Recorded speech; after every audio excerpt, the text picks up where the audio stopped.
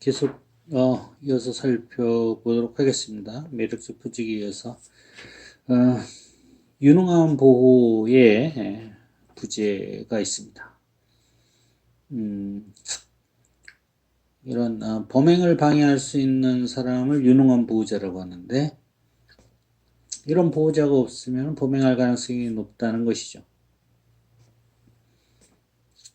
그래서 가장 강력한 보호자로서는 경찰을 들 수 있는 것이죠.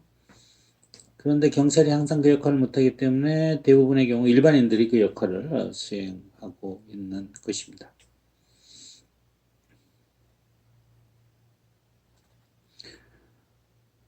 그리고 또 비행교가 존재한다는 것이죠. 비행교가. 비행교가 존재한다는 것은 비행행위에 많은 도움을 준다는 것이죠.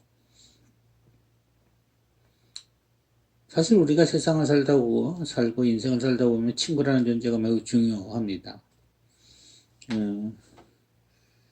아마 비행을 하는 비행 청소년들의 입장에서도 친구의 존재가 매우 중요하죠. 친구들은 보통 어떤 의미입니까? 주로 자기를 지지해주고 믿어주고 뭐 이런 것들이 친구의 의미라고 한다면은 우리가 바람직하고 좀 의미 있는 삶을 살아가는 데 있어서도 친구가 매우 중요한 역할을 하는 것은 뭐 당연한 것이죠. 그렇지만 다른 한편으로는 이런 비행이나 범죄자, 비행을 하는 사람들 또는 범죄자 입장에서도 자기 비행 행위를 지지해주고 지원해주고 하는 경우에는 비행 행위를 하는 데 있어서 많은 도움을 줄 수가 있겠죠. 주로 청소년들의 비행 행위는 집단적으로 행해지는 경우가 많이 있습니다. 그래서 아마추어적인 특성을 보이는 측면도 있고요. 또 여러 사람이 어떤 행위를 하면 제의식이 분산되는 효과가 있습니다. 또 그리고 여러 사람이 하면은 그렇게 하는 행동이 정당화된다는 생각을 가질 수도 있는 것이죠. 이 친구가 어려움을 같이 하면 아주 상당한 우정이 돈독해지는 경우가 많습니다. 그래서 가장 의리가 좋은 친구들을 교도소 동기라고 표현하기도 합니다. 어려운 상황을 같이 이겨낼 뿐만 아니라 대부분의 사람들은 자기가 나쁜 짓을 하는 것에 대해서 충고하고 훈계를 합니다. 그렇지만 이 교도소 친구들은 자기가 하는 일에 대해서 나쁜 일을 하는데도 지지를 하고 격려를 보내는 경우가 많죠. 그러니까 이런 교도소 친구들에 대한 서로 간의 의지나 믿음은 남다른 측면이 있다고 할 수 있는 거죠. 그 다음에 비행 촉발 요인이 있네요.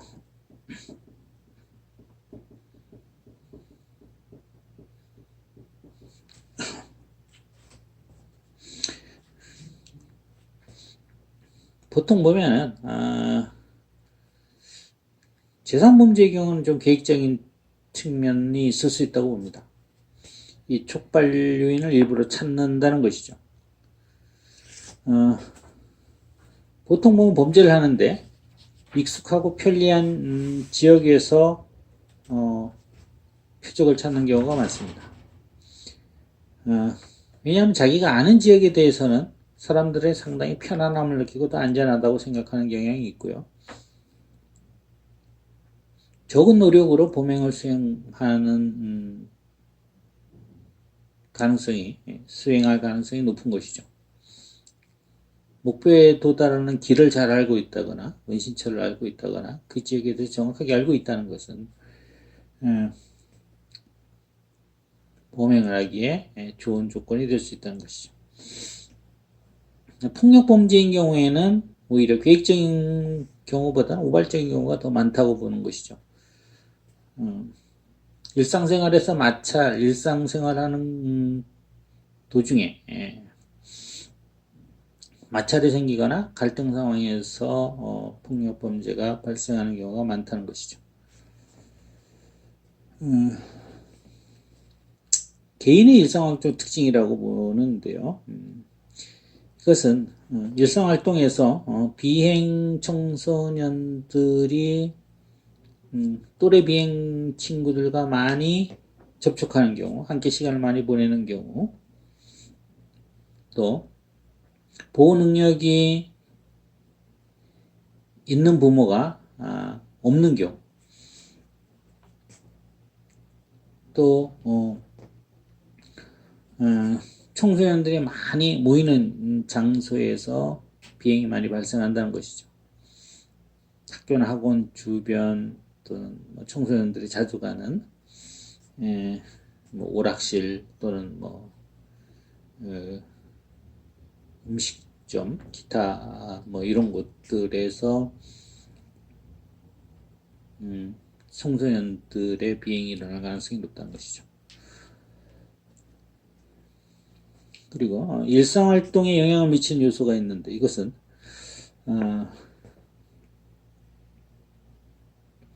일단 부모의 감독을 받지 않으면 비행의 가능성이 높다고 보는 겁니다. 그래서 소년들과 소녀들을 비교했을 때 남자 청소년들이 여자 청소년들보다 부모님의 감독을 받지 않을 가능성이 높다고 보는 것이죠. 이걸 떠나서도 소년과 소녀를 떠나서도 부모의 감독을 받지 않을수록 비행의 가능성이 높다고 가정이 됩니다. 성인을 대상으로 하는 것이 아니고 청소년을 대상으로 할 때에는 부모의 적절한 감독은 청소년들이 올바른 길로 갈 수 있도록 하는 역할을 일반적으로 제공한다고 보는 것이죠. 그것도 반드시는 아닌 것 같습니다. 간혹 가다 보면 부모님들이 자녀들에 대해서 아주 너무 스트레스를 줄 만큼 생활의 목표를 설정하고 다그치는 경우에는 오히려 역효과를 낼 수도 있는 것이죠. 이런 이론들과 관련해서 어떤 정책이 필요한가에 대해서 보면은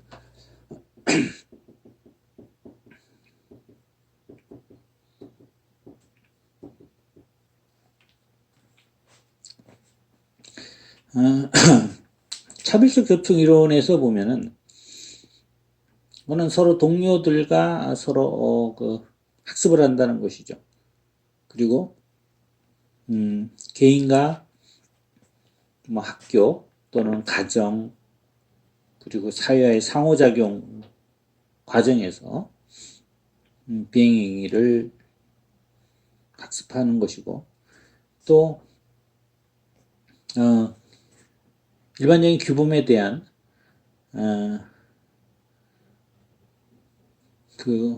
호의도 그리고 법을 위반하는 데 대한 호의 또는 호감도 이런 것들이 비행과 관련성이 있다는 것이죠. 그래서 학교에서 또는 사회에서 비행을 선호하는 또는 비행을 유도하는 이런 규범을 줄여나가고 또 관습적인 행위를 할 수 있는 도덕적인 행위를 할 수 있는 그리고 권장되는 행위를 할 수 있는 규범들을 확대시키는 정책들 이런 것들이 필요하다고 보는 것이죠. 또 사회 통제 사회의 유대 이론 통제 이론에 입각하면은 사회 내에서 유대를 강화하는 것이죠. 유대를. 그래서 학교 밖에서 잘 짜여진 학교와 프로그램을 운영하게 되면은 비행과 관련성이 떨어질 것이다 이렇게 보는 것이죠. 방과후 아주 유익한 프로그램을 운영하고 음악, 미술, 운동 이런 프로그램을 아주 잘 운영하거나 또 좋은 클럽 활동 이런 것들을 학교 밖에서 운영하게 되면은 청소년들의 그 사회 유대 또는 이런 비행 행위를 할 만한 시간을 없도록 만들게 되고 이런 것들은 비행을 예방할 수 있다는 것이죠. 또 긴장 이론 측면에서의 예방이라는 것은 이 긴장을 완화하거나 또는 이 긴장을 극복할 수 있는 기술들을 청소년에게 알려주는 이런 정책들이 필요한 것이죠. 그 다음에 이제 뭐 거시적 이론이라고 보는데, 거시적 이론은 사회 전체를 보는 것이죠. 사회 구조와 구조적 이론, 또는 이제 뭐 사회 과정적 이론 이렇게 해서 크게 사회적 이론을 볼 수 있는데, 먼저 사회 구조적 이론입니다. 이거는 크게 보는 것이죠. 거시적으로. 개인적 특정 이런 것보다는 전체적인 뭐 커다란 사회의 힘, 또 어떤 사회 세력, 뭐 이런 것들이 비행 또는 범죄에 영향을 미치는 부분들을 살펴보는 것이죠. 그 중에 대표적인 것이 이제 아노미 이론이 되겠습니다.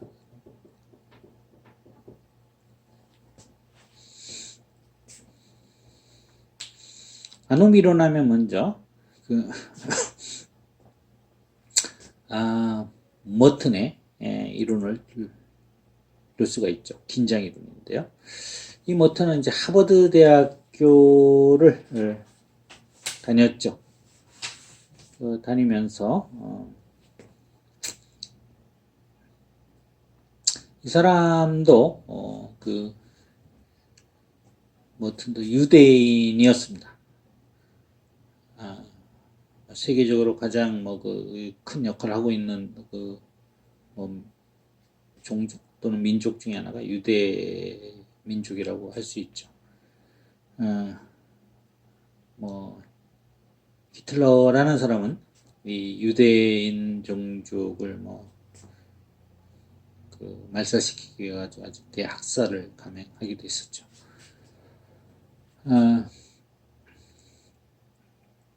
그러면서 이 머튼은 미국의 꿈을 본 거죠. 아메리칸 드림을 봤습니다. 여기서 보면은 왜냐하면 미국의 꿈을 이루기 위해서는 그동안에 지켜지고 있던 많은 법률들이 위반되는 모습들을 많이 봐왔던 것이죠.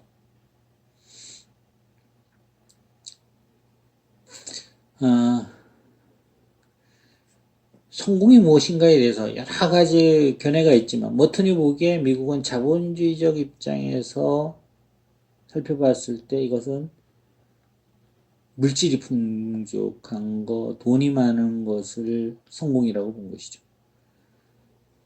그래서 돈을 많이 버는 것, 이런 것이 바로 미국 문화에서 1차적 목표라고 본 것입니다. 그래서 이런 경제적으로 성공한 사람들은 승리자가 되고 그렇지 못한 사람은 패배자로 간주되는 것이 미국 사회였던 것이죠.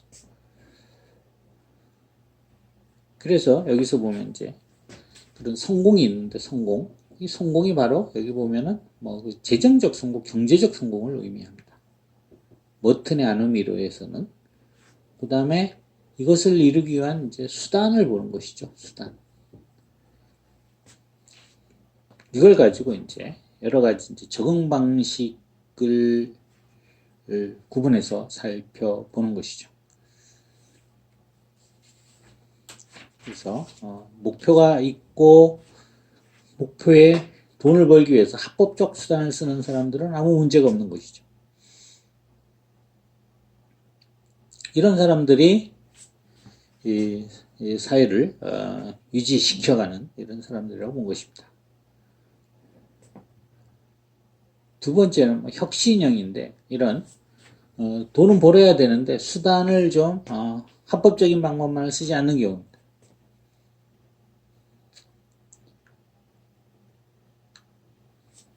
정당한 방법들을 해서는 돈을 벌기 힘들다라고 생각하는 부류의 사람들이죠.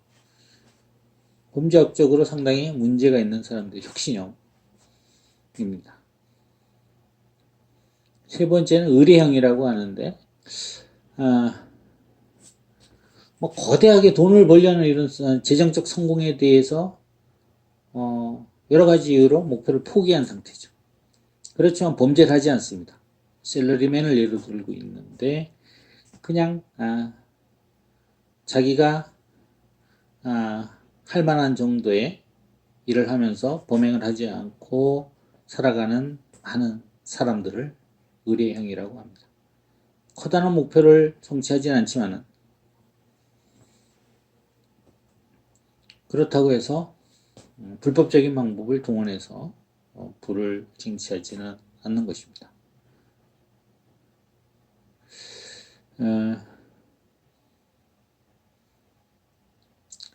이런 사람들은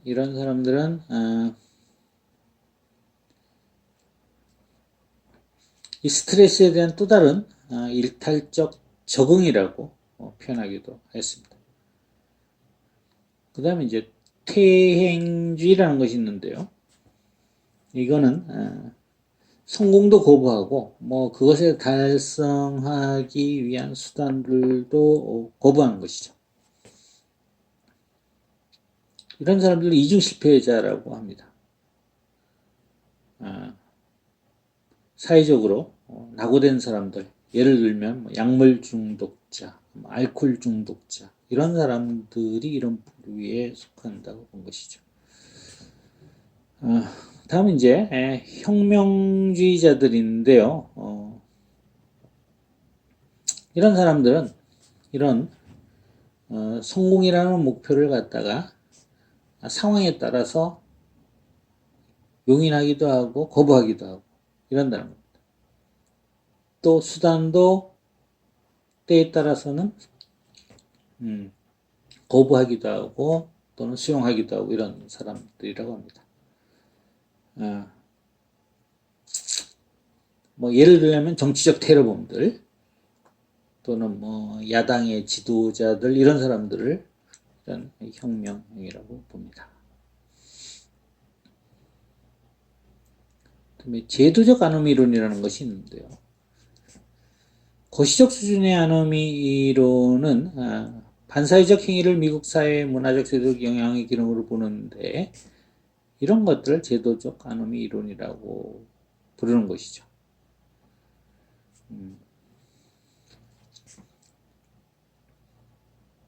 사람들은 이제 돈을 버는데 아주 지나친 관심을 갖게 되어서 도덕적인 측면으로서는 더 이상 통제될 수 없다고 보는 것이죠. 사회제도가 상당히 무기력화되는 데는 여러 가지 이유가 있는데요. 가정과 같은 이런 역할, 중요한 역할이긴 하지만 이런 비경제적인 아주 중요한 일들이 우선순위가 밀려진다는 것이죠. 이제 많은 경제학적 이론들이 있는데 이게 이제 자본주의적인 경제학에서 바라보는 관점들이죠. 사실 우리가 살면서 매우 중요한 것들이 많아요.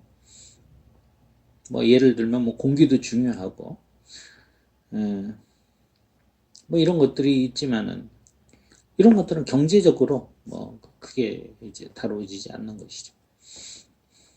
왜냐하면 그게 이제 거래가 되고 누구나 다 가질 수 있기 때문에 너무나 중요하지만 모든 사람이 다 누릴 수 있고 향유할 수 있는 것들은 경제적으로 크게 가치가 있는 것이 아니고 경제적으로 자본주의에서 가치가 있는 것은 가치로 환산해서 그것을 활용하는 이런 쪽에 좀 초점을 맞추고 있는 것이죠.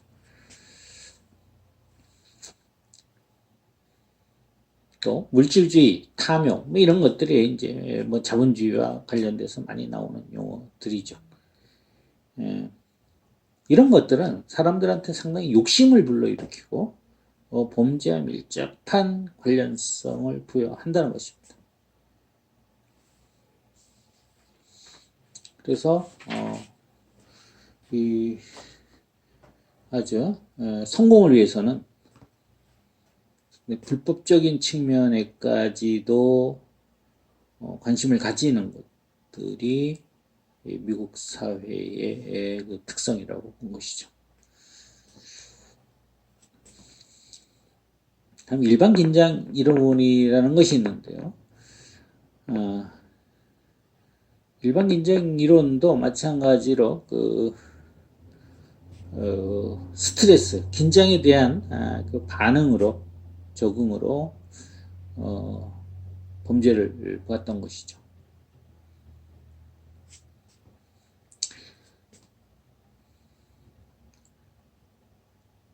이런 상태들이 이런 긴장에는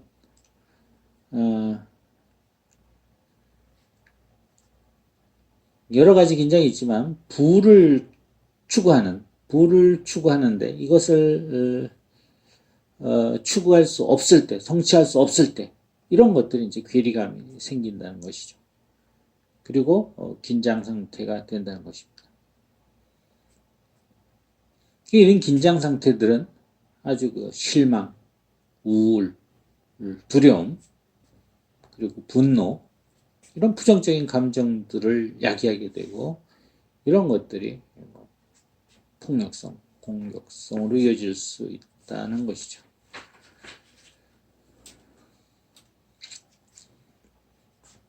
그 다음에 문화 전달 이론 또 문화 전이 이론이라는 것이 있는데요.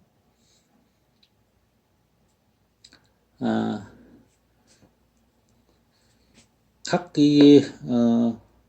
문화마다 전통이 있는데 이 전통이 또 문화가 다른 집단끼리 만나게 되면은 서로 그 자기들이 가지고 있는 문화가 주된 문화라고 주장을 하게 되고 그렇지 않은 상대편들이 가지고 있는 문화나 규범들을 일탈낸 것으로 규정한다는 것이죠. 그래서 셀린이라는 학자는 문화 갈등과 범죄에서 이런 이제 그 지배 세력들에 대해서 그 아일랜드라고 표현합니다. 자기들이 가지고 있는 섬이 있다는 것이죠. 그런데 다른 집단들이 자기네들이 가지고 있는 영역에 들어오게 되면은 갈등이 생겨날 수밖에 없다는 것이죠.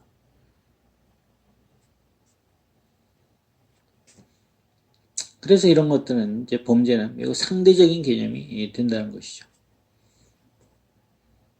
미국에 이주한 그 이주민들의 입장에서는 자기 동료들이 다른 사람한테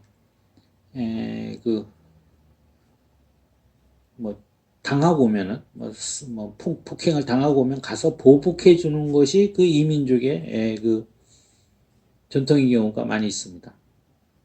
특히 미국의 초기로 이민 간 이런 이탈리아에 있는 그런 부족들 또 아니면은 그 유럽의 부족들 이런 사람들이 주로 미국으로 넘어갈 때는 엄청난 꿈을 안고 가는데 주로 이제 집단적으로 이동을 하게 됩니다. 그러면서 이런 사람은 자기네들 문화의 특성들을 유지하려고 하죠. 근데 자기의 민족, 자기의 동료들이 누구한테 가서 맞고 오면 가서 보복해 주는 것이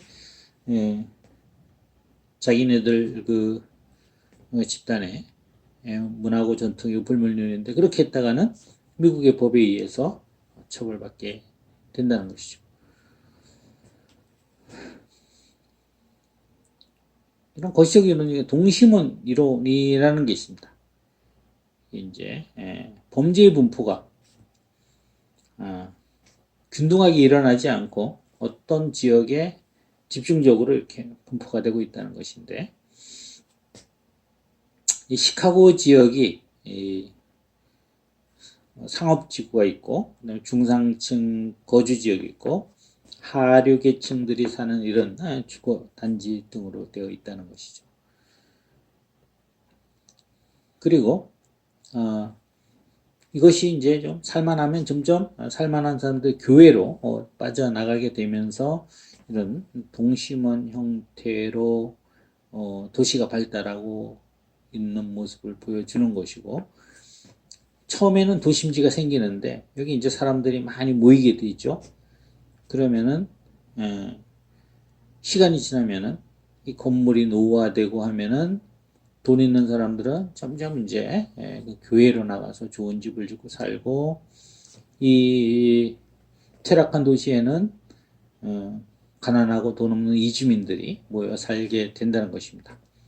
그러면 이런 지역에서 그 범죄가 많이 발생한다는 것이죠. 사회가 해체되고 이런 과정에서 그런 범죄가 발생한다고 보는 것입니다.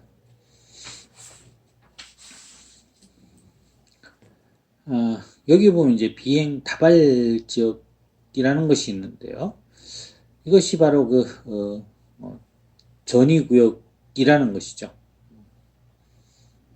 이것이 오늘날 얘기하는 그 동심원을 그려가지고 범죄 분포를 파악했던 것이 오늘날 범죄 지도의 아마 효시라고 보기도 합니다. 그래서 도심 지역에서는 그 아주 그 퇴락한 이런 지역에서는 사회 해체가 일어나고 또 비행이 많이 발생한다는 것이죠. 이런 곳에서는 기존에 있던 이런 규범들이